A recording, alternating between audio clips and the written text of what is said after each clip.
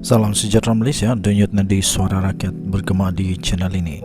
Terima kasih kerana bersama-sama dalam channel ini untuk mendapatkan berita-berita dan ulasan-ulasan terbaik untuk seluruh rakyat Malaysia. Bagi anda yang pertama kali bersama-sama dalam channel ini, sila tekan butang subscribe, like dan share. Malaysia kita punya, cintai Malaysiaku, kita jaga kita. Sekali lagi, bagi anda yang pertama kali, sila tekan butang subscribe, like dan share. Kita mulakan berita menarik hari ini.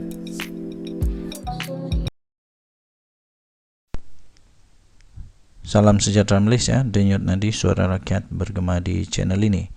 Berita terkini daripada hmetro.com.my. Ketirisan cukai 2 bilion ringgit Malaysia. SPRM tahan 34 anggota kastam. Berita penuh. Seramai 34 anggota dan pegawai Jabatan Kastam Diraja Malaysia JKDM yang bersekongkol dengan sindiket penyeludupan, penginputan dan penjualan arak serta rokok seludup membabitkan ketirisan hasil cukai 2 bilion ringgit Malaysia ditahan oleh Suruhanjaya Pencegahan Rasuah Malaysia SPRM dalam Ops Samba 2.0 sejak 11 Mac yang lalu. Ketua Pesuruhjaya SPRM Tan Sri Azam Baki berkata, operasi khas bermula pada 11 Mac hingga 25 Mac yang lalu diketuai oleh bahagian AML SPRM bersama pihak Lembaga Hasil Dalam Negeri LHDN dan Bank Negara Malaysia BNM serta bantuan daripada SPRM Putrajaya, SPRM Selangor dan SPRM Kuala Lumpur. Menurutnya, hasil daripada operasi itu seramai 34 anggota dan pegawai kastam dari grade 19 hingga grade 44 telah ditahan bersama dengan 27 individu dan pemilik syarikat yang terbabit di dalam industri penginputan dan penjualan arak serta rokok seludup. Beliau berkata, sindiket dipercayai merasuah pegawai agensi penguatkuasaan bagi melindungi aktiviti penyeludupan yang dijalankan sejak 2017 sehingga kini. Beliau berkata, pegawai penjawat awam yang ditahan berusia 30 hingga 50-an terdiri daripada pembantu penguatkuasa kastam sehingga ke penolong pengarah kastam yang bertugas dalam pemeriksaan dan pencegahan di cawangan import-eksport di KLIA Cargo di Sepang. Untuk makluman, pegawai dan anggota kastam ini dikesan telah menerima wang rasuah berjumlah lebih 4.7 juta ringgit Malaysia daripada sindiket bagi memudahkan kegiatan penyeludupan tembakau kunyah, rokok, arak, produk kesihatan dan alat ganti kereta, katanya dalam kenyataan tersebut. Selain itu, sindiket juga menggunakan akaun keldai bagi melakukan transaksi pembayaran wang rasuah kepada pegawai kastam bagi mengelakkan transaksi kewangan terbabit dikesan oleh pihak berkuasa, katanya lagi. Selain itu, sindiket juga dikesan terbabit aktiviti pengubahan wang haram dengan mencuci duit menggunakan akaun perniagaan syarikat hantu, pengurup wang, kegiatan judi atas talian, kegiatan pelacuran dan juga melalui syarikat pinjaman wang berlesen, katanya. Beliau berkata, siasatan mendapati sebanyak 19 syarikat hantu ditubuhkan dengan menjalankan pelbagai perniagaan bagi mengaburi mata pihak berkuasa.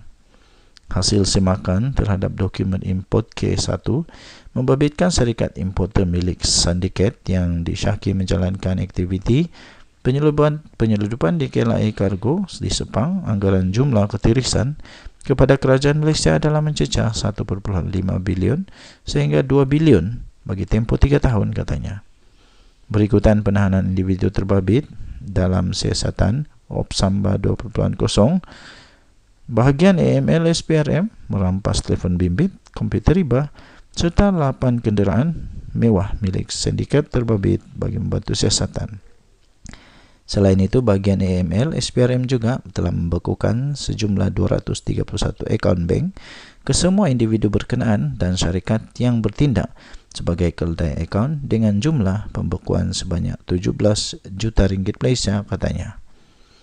Katanya kenderaan milik syarikat yang disita itu akan dilupus hak dan menjadi milik kerajaan sebelum dilelongkan kerana ia diperolehi secara haram.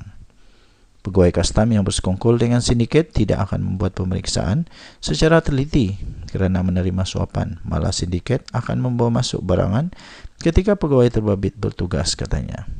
Harian Metro sebelum ini melaporkan sindiket menggunakan taktik seludup masuk barangan seperti arak, tembakau dan rokok dengan membuat pengisytiharan palsu bagi mengaburi pihak berkuasa di KLIA.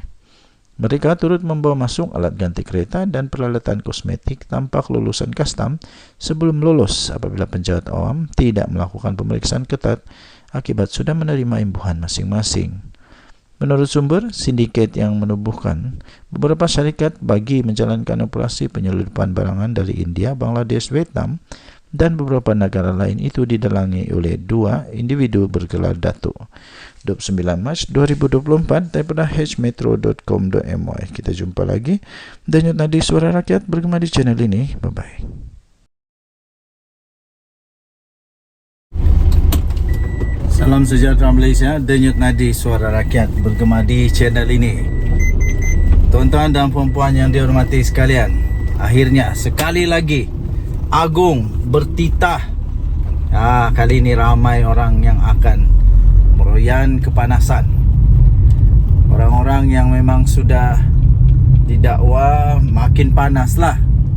Orang-orang yang rasanya pernah buat makin panas juga.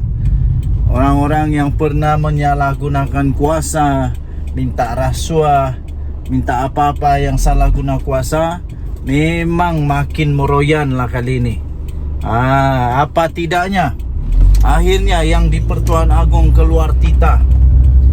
Baginda bertitah, bulan madu dah tamat. Sekarang pergi tangkap lebah. Titah Agong kepada Azam Baki.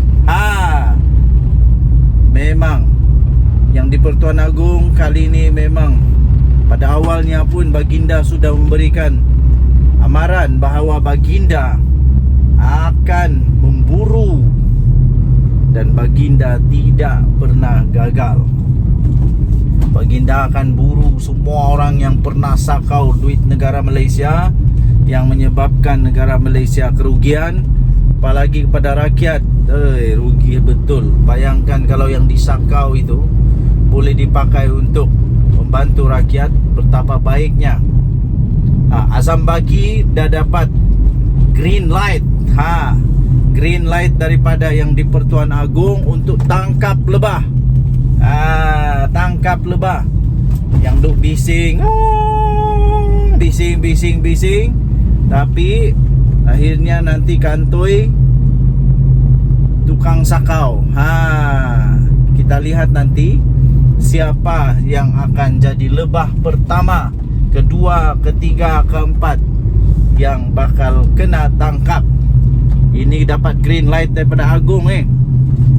Yang di Pertuan Agong, Sultan Ibrahim pada Isnin bertitah bahawa memerangi rasuah sebagai musuh nombor satu negara adalah tumpuan utama dalam pemerintahan Baginda. Daulat tuanku, saya menjunjung kasih, menjunjung titah kepada Agong punya titah ini. Betul. Negara Malaysia baru sekejap diperintah oleh pimpinan Perdana Menteri Datuk Seri Anwar Ibrahim di bawah payung yang Duli Yang Maha Mulia Seri Paduka Baginda yang di Pertuan Agong. Negara kita sudah mulai kelihatan maju semula, segala-galanya maju.